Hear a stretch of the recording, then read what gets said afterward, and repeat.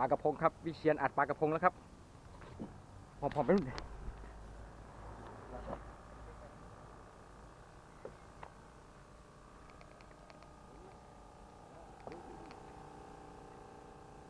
เอาแล้วมาแล้วครับปลากระพงอีกหนึ่งตัวชูนิ้วหน่อยครับชูนิ้วหน่อย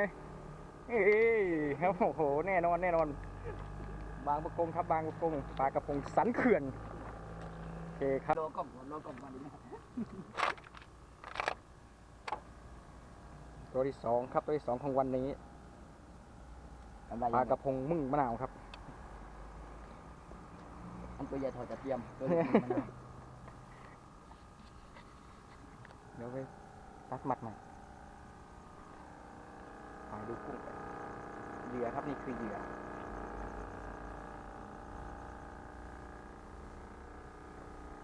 มึงเอาเวทวางเหรอไปนั่นเหรอเดี๋ยวเอาความเวทมาปะ